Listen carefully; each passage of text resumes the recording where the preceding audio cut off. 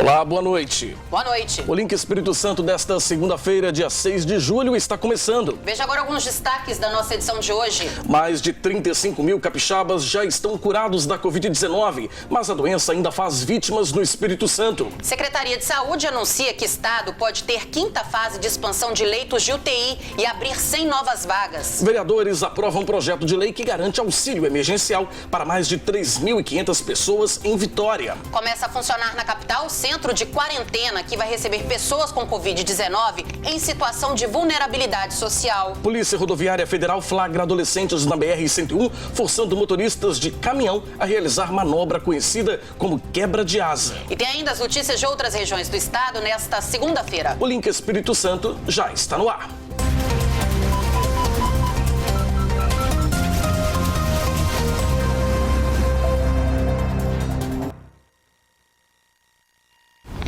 Mais de 35 mil capixabas já estão curados da Covid-19, mas os números ainda preocupam. Nesta segunda-feira, 33 mortes foram registradas. E a gente recebe o Álvaro Guareschi aqui no estúdio para analisar esses dados e outras informações importantes no painel de hoje. Álvaro, boa noite. Boa noite, Fabiano. Boa noite, Adriana. Boa noite, pessoal de casa. Pois é, vamos começar a analisar então os números dessa semana. Vamos lá. 53.393 casos confirmados ontem, hoje 54.547.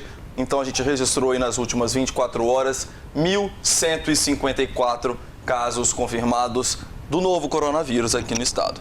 Vamos avançar para o painel para a gente poder olhar agora como é que esses casos estão divididos. Olha só, a gente está com uma taxa de letalidade aqui no estado de 3,37%, curados 35.118. Portanto, mais da metade das pessoas estão curadas, né? E a taxa de letalidade também, a gente teve uma queda bastante acentuada. Nós já chegamos a 6, por exemplo, na Serra, nós já tivemos 6% de letalidade. Então, a gente vê esse número de 3,37%, é uma boa notícia. No estado mesmo, a gente já teve ali na casa dos 4%, então a gente já pode notar essa redução, né? Mais de 121 mil testes já foram realizados. Olha só, Vila Velha está desde o final da semana passada aparecendo aqui na primeira posição com um número de mais casos confirmados, 8.797 até o momento. Analisando aqui a taxa de letalidade lá de Vila Velha, 3,49%. A Serra aparece em segundo lugar, com 8.242, mas a taxa de letalidade já é maior, né? 3,8%. Desculpa te interromper, mas a gente observa também já uma diferença maior, né, entre o número de casos de Vila Velha para a Serra. Na semana passada chegou um dia que era a diferença de um caso. Sim. Agora a gente vê uma distância um pouco maior, ou seja, Vila Velha dispara na frente o número de casos. E é interessante também a gente observar que Vitória tem se estabilizado nessa terceira posição aqui também, né? Serra e Vila Velha que estão ocupando as primeiras posições aqui. Cariacica, olha só, 5.928 casos confirmados. Linhares, Cachoeira e Colatina aparecem aqui, mas a gente analisa daqui a pouco. Jardim Camburi é o bairro com maior número de casos confirmados, 1.061, depois está Praia da Costa, em Vila Velha, Itapuã, em Vila Velha, Jardim da Penha, em Vitória, Praia de Itaparica, em Vila Velha, Praia do Canto, em Vitória, Mata da Praia, depois que aparece aqui Serra, Colina de Laranjeiras. A gente vai avançar para o gráfico com as capitais regionais. Olha só, Linhares, 2.446 casos confirmados, Cachoeira de Itapemirim, 2.076, Colatina, 2.069 e São Mateus, 760 casos confirmados.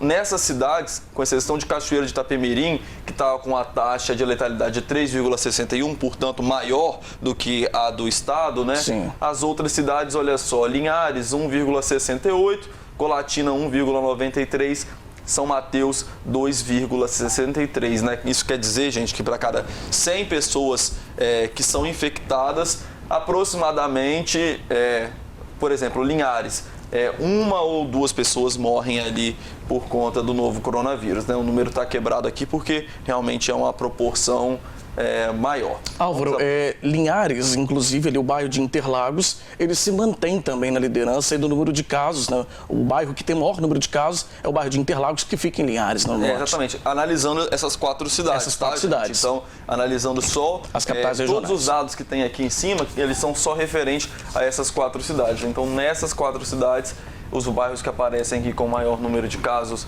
são esse. Eu chamo a atenção para Guriri, em São Mateus, que mesmo São Mateus aparecendo em último aqui entre as cidades que no interior do estado tem mais casos de coronavírus, né? Aliás, das nossas capitais regionais. Sim.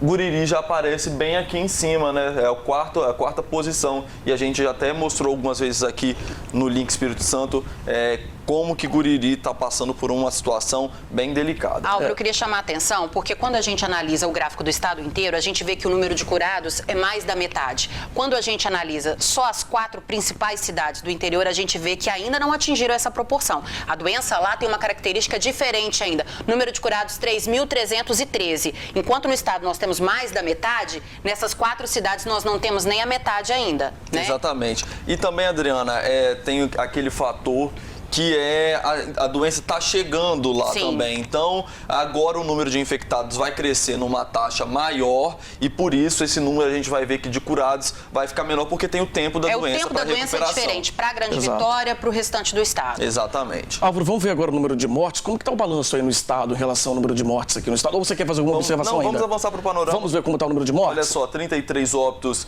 em 24 horas desde o início da pandemia. 1.803 pessoas perderam a vida aqui no Espírito Santo para o novo coronavírus. Vamos avançar para o painel para a gente conseguir analisar. A Serra aparece na frente ainda aqui entre o município que registra o maior número de mortes confirmadas. É o maior município do Espírito Santo, mas aparece aqui também com 333 óbitos confirmados desde o início da pandemia. Depois Vila Velha com 302, Vitória 272 óbitos, Cariacica, 252, Cachoeiro de Itapemirim, 74 mortes, Guarapari, 47, Colatina, 40, mas as cidades do interior a gente analisa daqui a pouquinho, né? Então, um número muito grande de óbitos aqui no estado. A gente pode ver aqui no nosso painel, onde, como eu sempre recordo para todo mundo, os dados são colocados aqui nesse gráfico referentes ao dia em que as pessoas foi coletada a amostra daquela pessoa para fazer o exame, né, do teste do novo coronavírus. Sim. A gente vê aqui dias em que, por exemplo, morreram 47, 48 pessoas, então quase mais de uma pessoa por hora. Nós tivemos no dia 3 de junho o pico de mortes aqui no estado. Nós tivemos, eu cheguei a anotar, foram 48 mortes no dia 3 de junho. Então esse foi o pico aí que nós tivemos. É o que o Álvaro falou, né? Se a gente for dividir aí por 24 horas, que é o que tem o dia, o número de mortes é realmente impressionante. Ainda bem que a gente vem vendo uma queda gradativa desse número, né, Álvaro? Exatamente, Adriana. Vamos avançar para a gente dar uma olhadinha? Na verdade, assim, a gente não vê uma queda gradativa ali no gráfico ainda, porque, como a gente sempre recorda, tem exames represados e aí a tendência é que nos próximos dias, os dias mais recentes, tenham uma elevação no número de casos. Sim. Enfim, aqui em Cachoeiro de Itapemirim, 75 óbitos confirmados, Linhares 41, Colatina 40 e São Mateus 20 óbitos confirmados, né? Vamos avançar? Vila Velha, perdão, esse aqui é o gráfico de profissionais da saúde. Olha só, 27 óbitos de profissionais da saúde. Na sexta-feira a gente falava em 23 aqui. Então, nesse final de semana, 4 óbitos a mais registrados aqui no painel que mostra os profissionais da saúde, né? Mais de 8.700 casos confirmados, né? Precisamente 8.718 profissionais da saúde que tiveram contato com o novo coronavírus. Vamos avançar? Foi divulgado no sábado, então, um mapa de risco, né, um novo mapa de risco que vai vigorar de hoje até domingo, dia 12. E nesse novo mapa, 41 municípios estão com risco alto, 37 com risco moderado. Entram agora, que estavam com risco moderado, mas agora estão com risco alto, Águia Branca, Bom Jesus do Norte, Iconha, Linhares, Marilândia, Montanha e Santa Leopoldina. Destaco aqui Águia Branca e Bom Jesus do Norte, que costumam aparecer em posições opostas lá no gráfico de isolamento social. Águia Branca como bom, né? Melhor, município que mais respeita. Bom Jesus do Norte como município que menos respeita o isolamento social. Porém, ambos agora se enquadrando aqui em locais que o risco é alto de contágio pela doença. E são cidades que vão ter que fazer o rodízio do comércio. São cidades que o comércio vai ter que abrir em dias diferentes. Exatamente. Dias pares e dias ímpares, para, por exemplo, produtos pessoais e lojas de material de construção. O comércio vai ter que fazer esse revezamento nessas cidades agora também. Exatamente. Essas cidades que estavam podendo abrir o comércio com medidas mais afrouxadas e agora vão ter que retomar medidas mais rígidas em relação ao comércio. Olha só, Afonso Cláudio, São Roque do Canaã e Vila Valério entraram agora em risco moderado, né? Foram 3 cidades aí que vieram para o risco moderado, vão ter uma flexibilização maior para poder abrir o comércio. Como o governador já tinha anunciado, as cidades que estão em risco moderado agora vão poder decidir qual horário o comércio vai abrir. Essas cidades vão ter essa liberdade de decidir o horário de funcionamento do comércio. Mas lembrando que em lugar nenhum o comércio pode abrir por mais de 6 horas, se eu não me engano. São 6 horas de abertura das lojas. Não importa se é de manhã ou se é de tarde, mas 6 horas. E nos finais de semana, a tudo regra para todo mundo, não pode funcionar. Principalmente restaurantes e bares, proibido funcionar presencialmente, né? Só delivery. Isso. Vamos lá avançar agora para a gente ver o painel com leitos. Nosso painel de leitos, olha só, a gente veio aqui um número que cresceu em relação à semana passada. Espírito Santo, 86% das UTIs ocupadas. Na região metropolitana, olha só, 89%. A gente tinha visto na semana passada que a gente estava tendo um fôlego, digamos assim, né, Álvaro? Mas já voltamos para um nível preocupante. 91% é o índice que não se quer chegar de forma alguma. Na região central do estado, a situação é melhor, 66%. Na região norte, 87% de ocupação. E na região sul, 78% dos leitos de UTI ocupados. Vamos aguardar os próximos dias, a semana está só começando, vamos ver como é que os números vão evoluir nessa semana. Tchau, gente, até amanhã. Obrigado, Obrigada, Álvaro, até amanhã. Boa noite.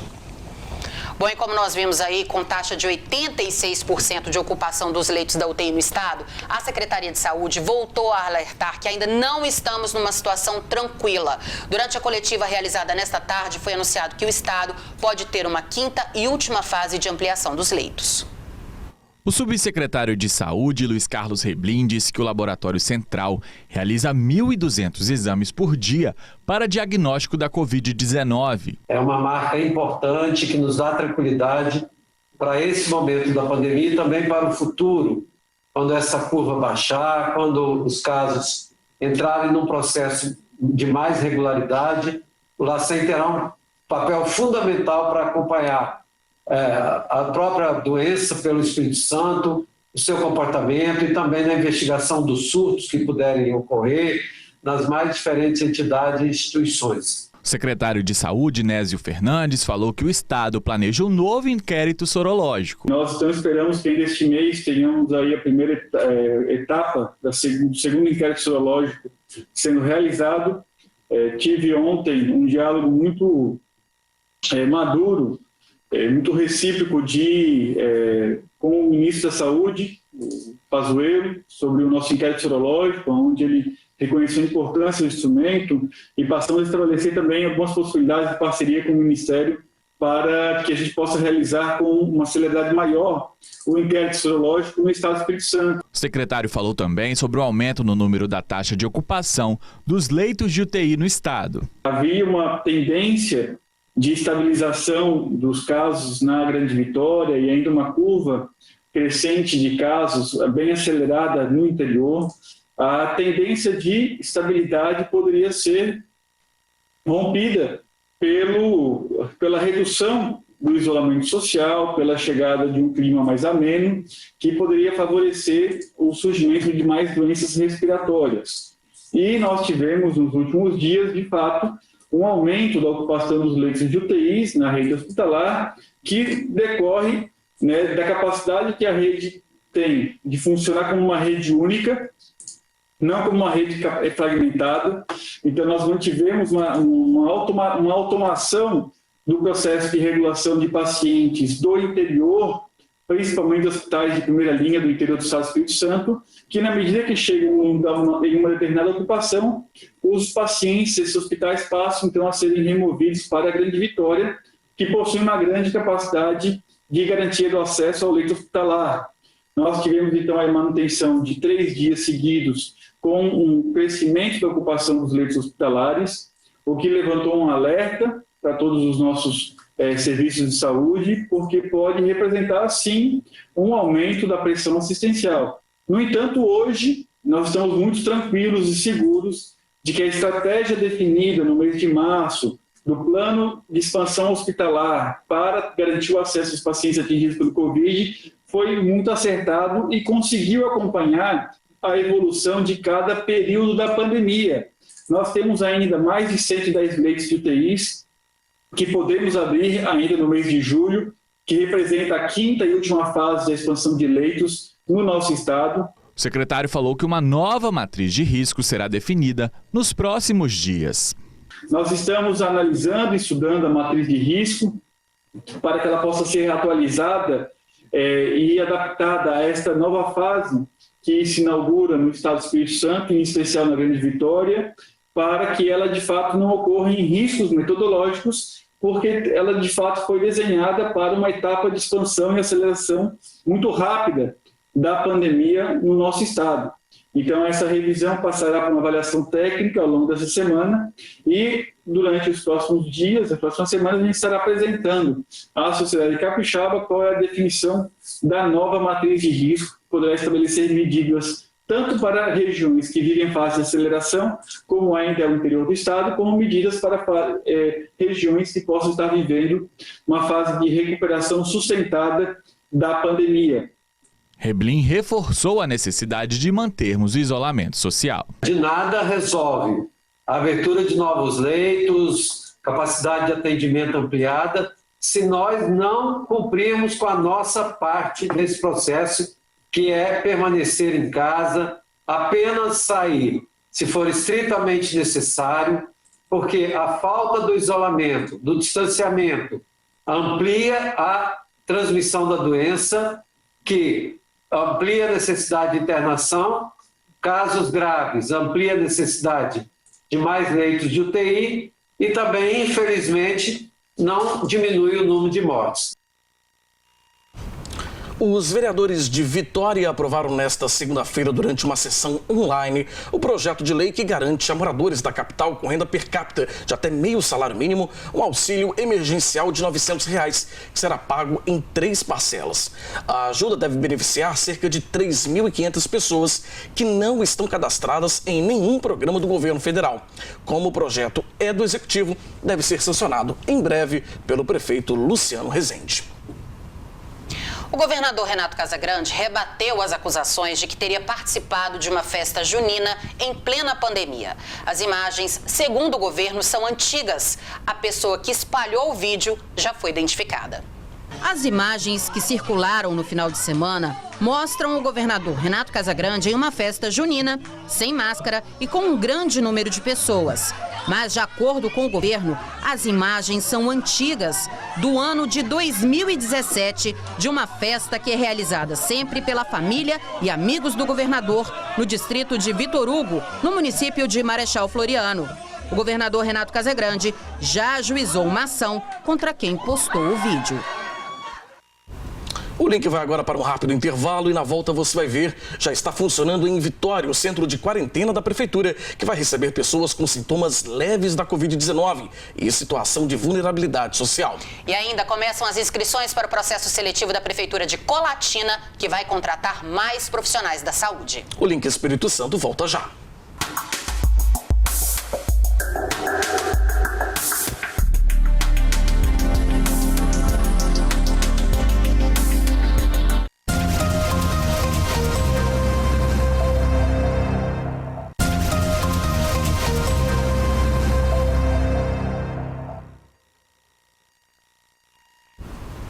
Já está funcionando aqui em Vitória o centro de quarentena da Prefeitura, que vai receber pessoas com sintomas leves da Covid-19 e em situação de vulnerabilidade social. A estimativa é de que 800 pessoas passem pelo centro. A reportagem é do Rodrigo Schneider. Foram investidos, de acordo com a Prefeitura da capital, cerca de R$1 milhão na reforma dos camarotes e arquibancadas.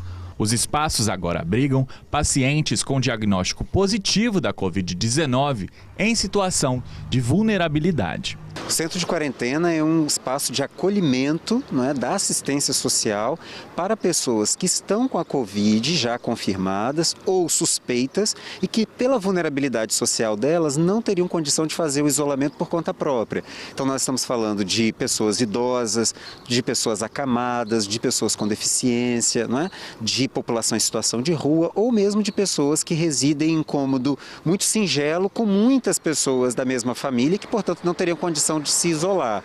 Então, precisa passar pela saúde, porque eu preciso ter a confirmação da doença ou a suspeita, e precisa também passar pela assistência para ter o recorte da vulnerabilidade social. O centro de quarentena da Prefeitura de Vitória conta com 50 vagas. Cada pessoa ficará por um período de 15 dias. Aqui eles farão todas as refeições e terão acompanhamento médico e social 24 horas. Nós contratamos uma equipe multidisciplinar especializada, então estou falando de cuidadores, de assistente social, de psicólogos, de técnicos de enfermagem, que vão se revezar em turnos ininterruptos durante 24 horas, todos os dias da semana, para fazer esse cuidado dessas pessoas. Até o fim do ano, a Prefeitura estima atender 800 pessoas. A triagem é feita pelas equipes de saúde e assistência social. É importante dizer que a unidade básica de saúde de referência aqui do território vai monitorar todos os dias essas pessoas que aqui estão.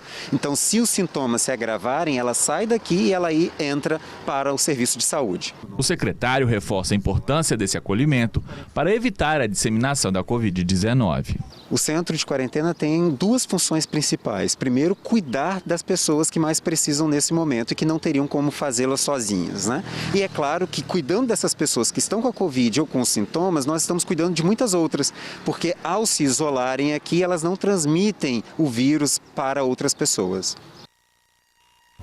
Terminam nesta terça-feira em Colatina as inscrições para o processo seletivo que vai contratar profissionais de saúde para atuar no enfrentamento à pandemia de Covid-19. Quem tem os detalhes para a gente é o Altemar Collin. Boa noite para você, Altemar. Olá, boa noite, Adriana. Boa noite, Fabiano. Boa noite a todos que nos acompanham aqui no Link Espírito Santo. Isso mesmo, hein? Começaram hoje e terminam já nesta terça-feira as inscrições para o processo seletivo para preencher cargos na área da saúde.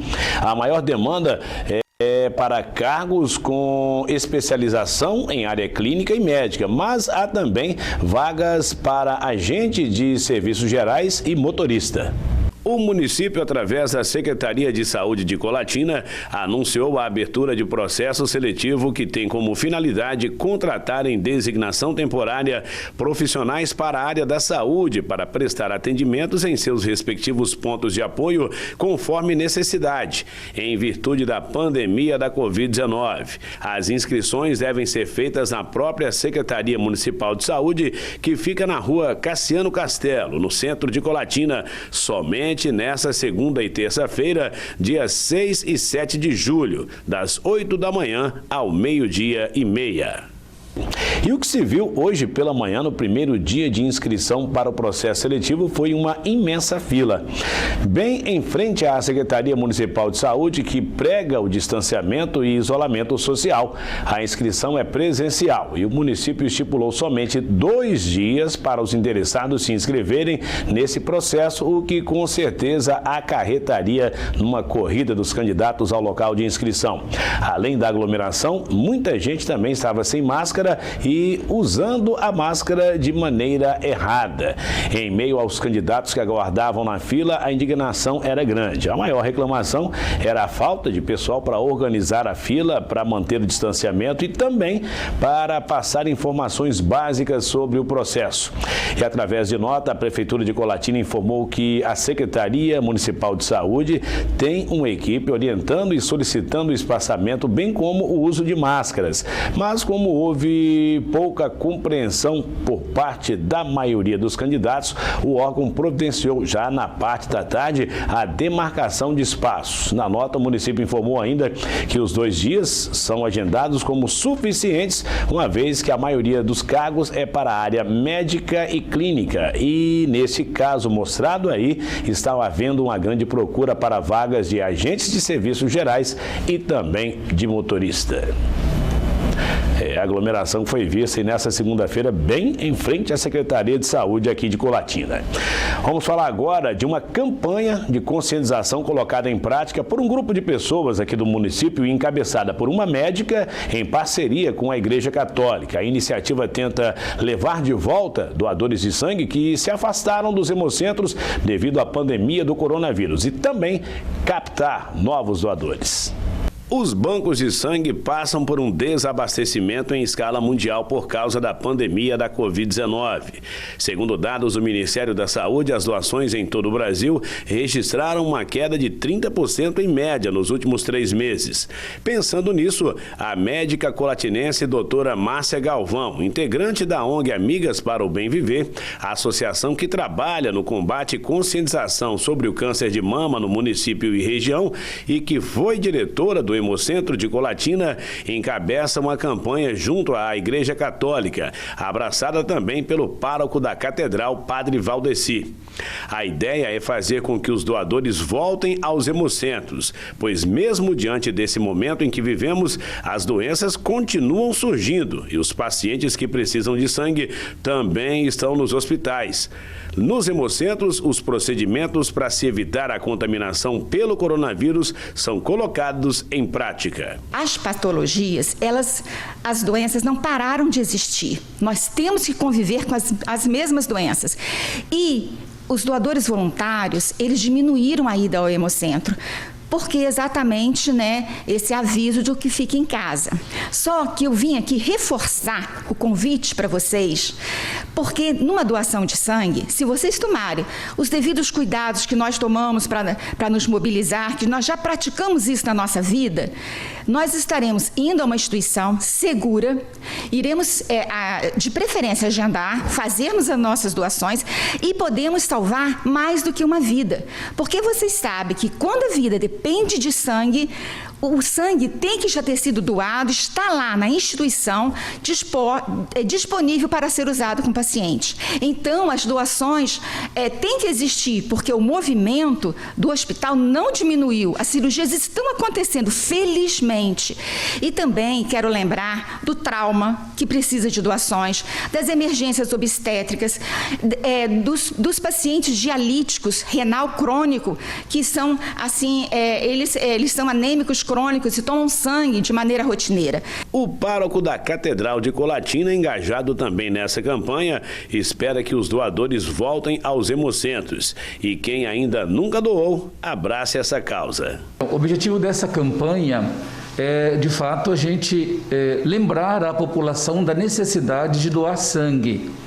Porque você que já é doador, você que não é doador ainda, mas que pode doar sangue, está dentro da população que pode doar sangue, queremos pedir a você que nos ajude.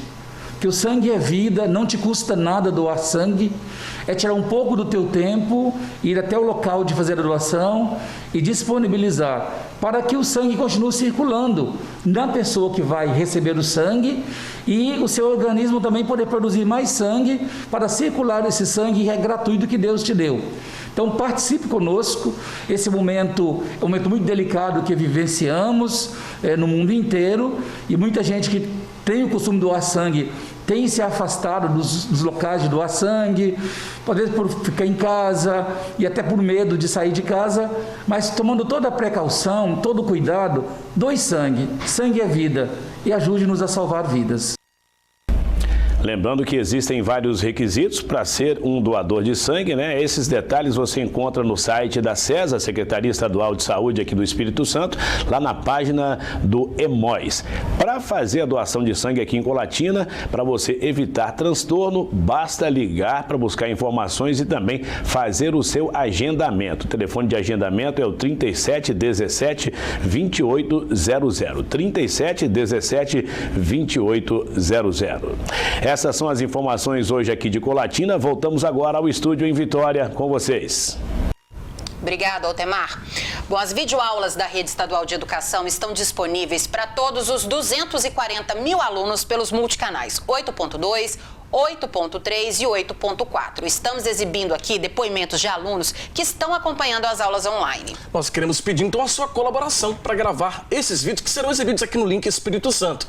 Usando o seu celular na horizontal, grave o seu depoimento e mande para a gente. Agora vamos mostrar o depoimento do Matielo Vargas, do Colégio Deusdete Batista de Cachoeiro de Itapemirim. Olá, meu nome é Matielo Vargas, sou de Cachoeiro de Itapemirim, estudo no Deusdete Batista, sou do 6º ano e estou acompanhando pela TV, pelos canais 8.2, 8.3, 8.4 e eles estão me ajudando muito para mim não perder o conteúdo por causa dessa pandemia. Bom, ali vale lembrar que as aulas do programa escolar passaram a contar como carga horária letiva. A frequência dos alunos será monitorada. Então mande o seu vídeo de qualquer parte do estado para o nosso WhatsApp, DDD 27 e o número 999276943. 27 999276943. Em Linhares, a polícia prendeu um homem acusado de abusar sexualmente da enteada de 11 anos. Quem tem as informações para a gente é o Cláudio Alves. Boa noite para você, Cláudio. Olá, Fabiano. Boa noite, Adriana. E a você que nos acompanha. Olha, um homem foi flagrado tentando abusar sexualmente da enteada dele, de 11 anos de idade, aqui em Linhares. O suspeito acabou agredido por populares e foi preso pela polícia. Confira este assunto e outros destaques num giro policial do final de semana. Um homem foi flagrado tentando abusar da própria enteada em Linhares. A mãe da menina, de 11 anos, foi quem impediu o estupro. De acordo com a menina, ela estava dormindo quando seu padrasto entrou em seu quarto. Ele teria tapado a boca dela com uma das mãos, impedindo que pedisse socorro. No entanto, a mãe da vítima entrou no quarto e viu tudo. O indivíduo tentou fugir, mas foi agredido por populares após a mãe gritar por socorro. Ele foi autuado pelo crime de estupro de vulnerável e encaminhado ao sistema prisional. Neste final de semana, teve acidente na estrada que vai para o Pontal, na altura do residencial Rio Doce. No veículo haviam 3 pessoas, entre elas uma criança. De acordo com informações, o Palio trafegava em direção ao centro de Linhares e teria rodado na pista e colidido contra um poste de sustentação. O Corpo de Bombeiros e a Central de Ambulâncias foram acionados, mas antes do atendimento, o socorro havia sido prestado por populares. A mulher foi encaminhada para o Hospital Geral de Linhares e o homem e a criança foram levados para a UPA do bairro Shell. A Polícia Militar, com o apoio do Cão Nil, fez a apreensão de drogas no bairro Araçá. A ação foi realizada após o recebimento de denúncias e os entorpecentes foram encontrados em uma área de vegetação atrás de uma escola. Após vasculharem a área, foram encontradas 39 buchas de maconha e uma sacola plástica contendo 140 pedras de crack embaladas para comercialização. Os materiais foram entregues à Polícia Civil e os donos não foram localizados. Olha, e hoje foi dia de prestação de contas do montante arrecadado durante a live solidária em prol do Hospital Rio Doce, aqui de Linhares. Essa transmissão foi feita pela TV Sim, aqui no município. Foram arrecadados R$ 68 mil. O dinheiro vai ser usado para a compra de um respirador para pacientes com a Covid-19 que derem entrada no hospital. No último dia 27 de junho, aconteceu a Live São João Solidário. O evento contou com a presença do Trio Forrozão e do artista Léo Lima. O objetivo era arrecadar dinheiro para a compra de um respirador para o Hospital Rio Doce. E o objetivo foi concluído. A população de Linhares abraçou a causa e a Live São João Solidário arrecadou cerca de R$ 68 mil. foi um show de solidariedade, né?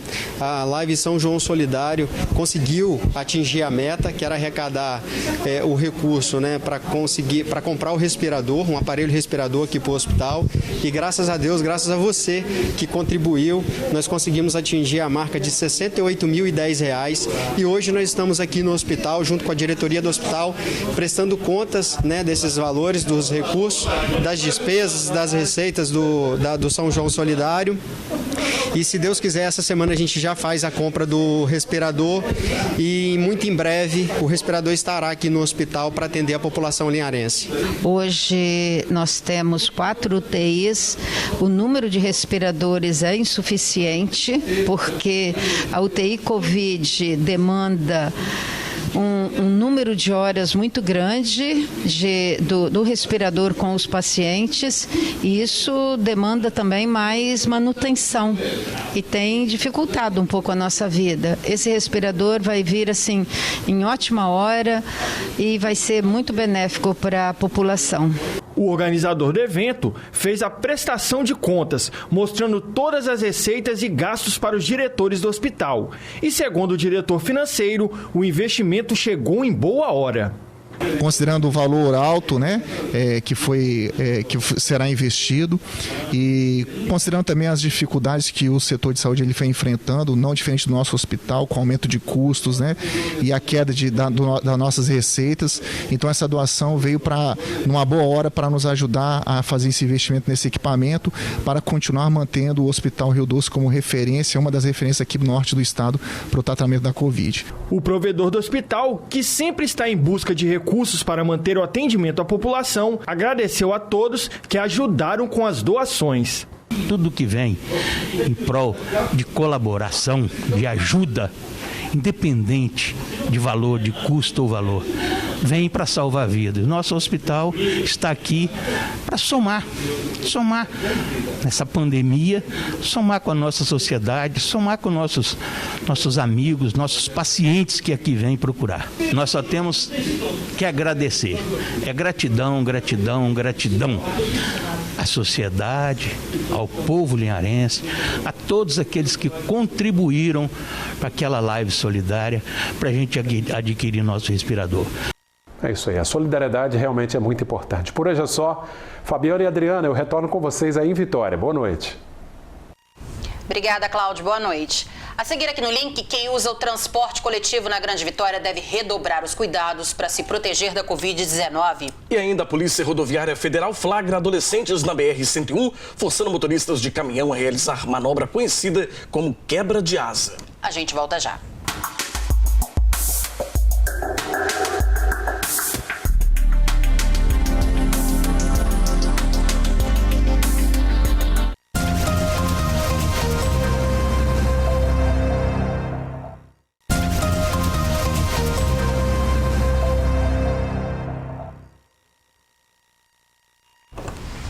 A quarta etapa do inquérito sorológico divulgado na semana passada mostrou um dado preocupante. Quem anda de ônibus, aqui na Grande Vitória, está mais exposto ao vírus. E não é difícil entender os motivos. Entenda na reportagem do Rodrigo Schroeder. A cena se repete todos os dias. Mesmo em meio à pandemia de Covid-19, com a recomendação para só viajar com passageiros sentados, o que se vê nos ônibus que circulam na Grande Vitória é bem diferente. No terminal de Carapina, na Serra, o cenário também é preocupante. Os ônibus saem com passageiros em pé e lotados. Quem usa o transporte público reclama. Ônibus lotado, um monte de gente em pé. Mesmo assim tem que encarar. Tem que encarar, não tem jeito. Fazer o quê? Não tem dinheiro para pagar Uber, tem que ir de ônibus.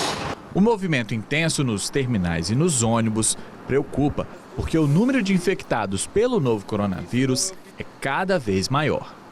O resultado da quarta etapa do inquérito sorológico aqui no Espírito Santo mostrou que 42% dos contaminados usam o transporte coletivo por pelo menos 4 dias na semana e por mais de 30 minutos. Nós temos muito mais pessoas que utilizam o transporte público, que usam o transporte público mais de 4 vezes por semana e que ficam muito mais de 30 minutos nesse transporte público.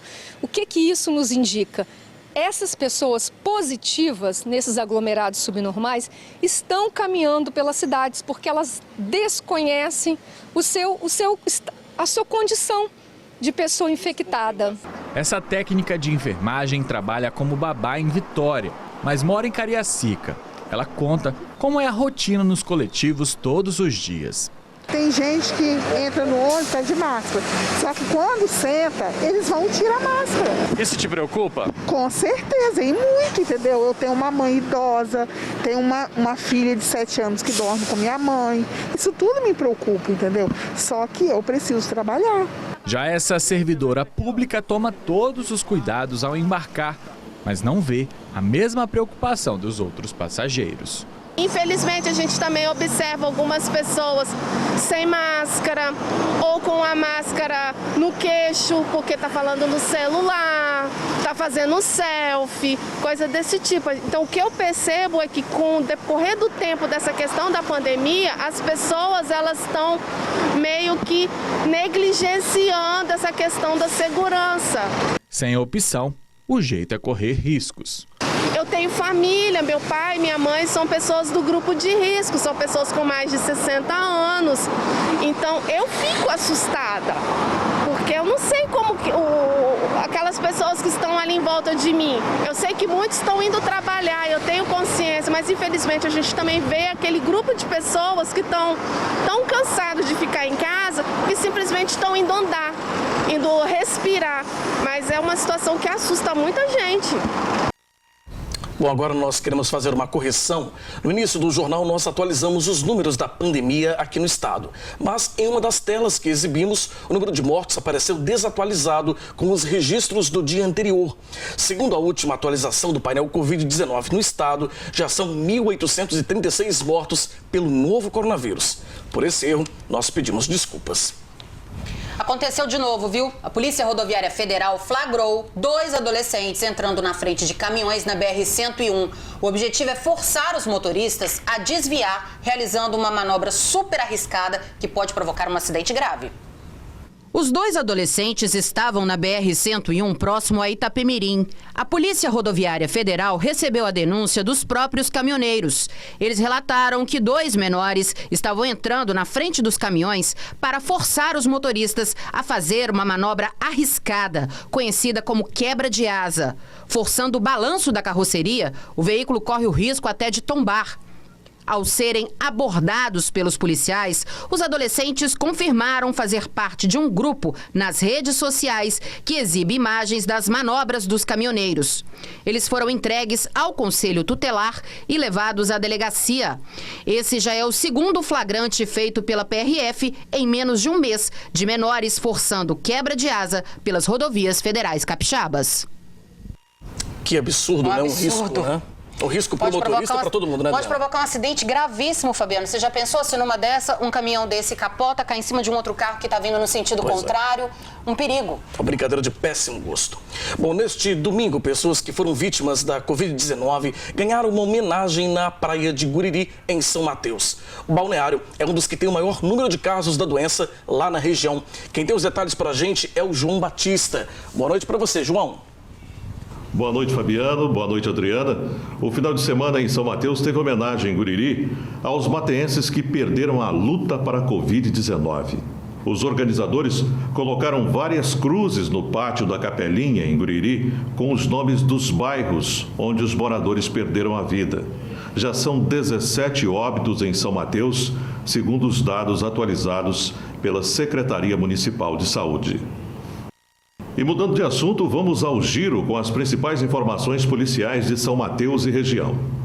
Um homem foi preso em flagrante na noite de sábado, após arrombar a Igreja Mundial do Poder de Deus, localizada nesta avenida, no bairro Boa Vista, em São Mateus.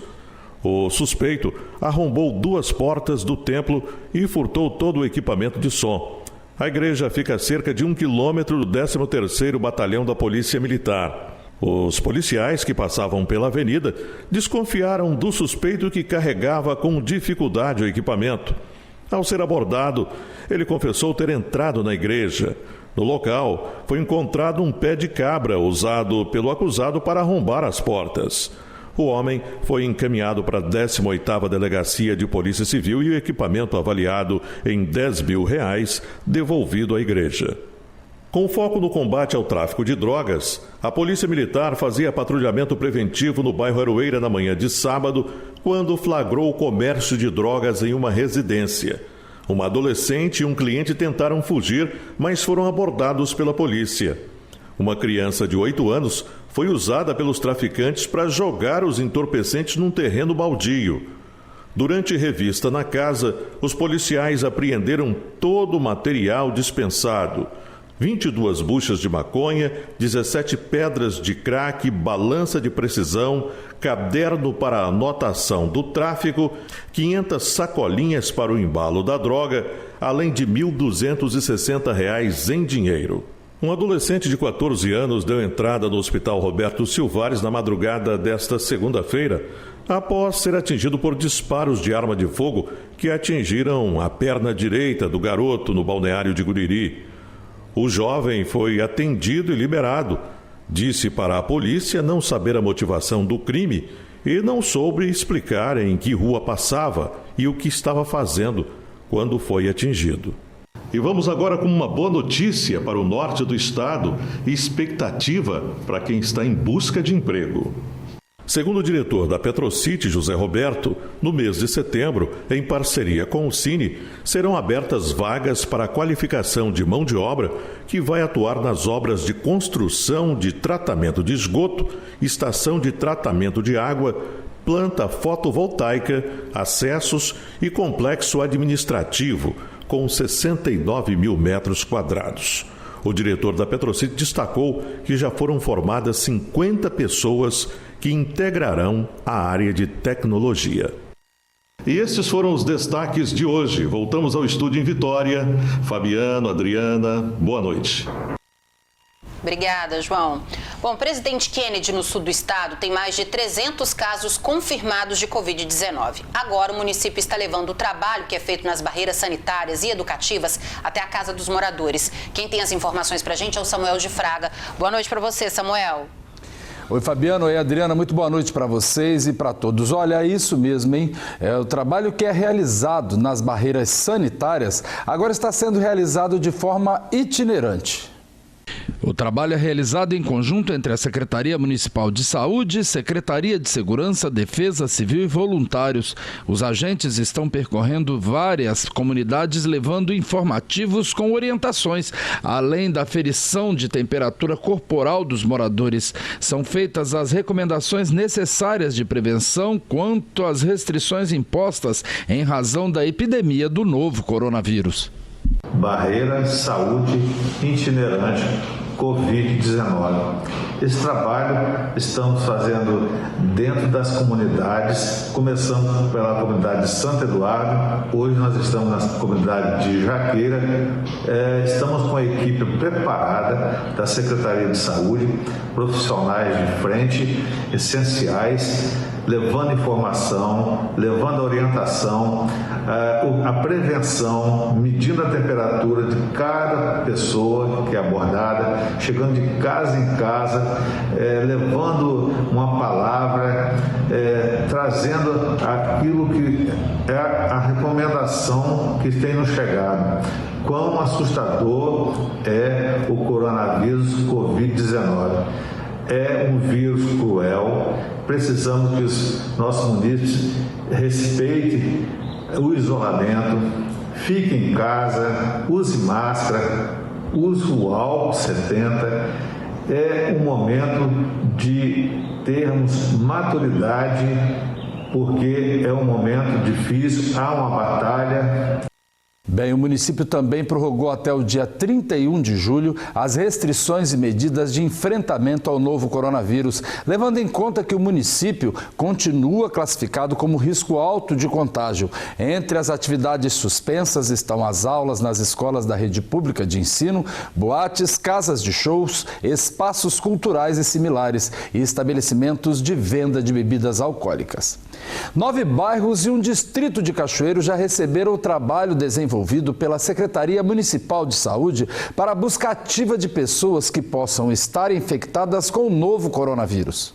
80 residências de pessoas hospitalizadas com suspeita ou confirmação de Covid-19, de moradores que apresentam ou apresentaram sintomas gripais e recebem acompanhamento da Secretaria Municipal de Saúde, foram visitadas. 273 pacientes foram entrevistados e realizados 150 testes rápidos. Foram 97 resultados negativos e 53 testaram positivo. Nas abordagens, é reforçada a orientação sobre a importância do isolamento social para diminuir a propagação da doença no município. Essa busca ativa, ela funciona baseada nos protocolos de testagem. Então, as pessoas precisam estar dentro do protocolo. Não são todas as pessoas que serão testadas, mas as pessoas que estiverem com sintomas naquela residência. Então, se o paciente tiver sintoma, ele será testado. Se não tiver sintoma, outro critério da idade será avaliado. Então, essa busca ativa, ela nos proporciona entender um pouco mais do comportamento do vírus naquele território, para poder ter mais ações diante de cada situação que a gente vai enfrentar. Olha, final de semana com acidentes graves aqui em Cachoeiro. 2 jovens moradores de Jaciguá, distrito de Vargem Alta, que estavam em uma motocicleta, morreram. O acidente aconteceu na rodovia S-164, que liga Cachoeiro a Vargem Alta, por volta das 5h30 da tarde, em uma curva na altura do bairro Vilagem da Luz.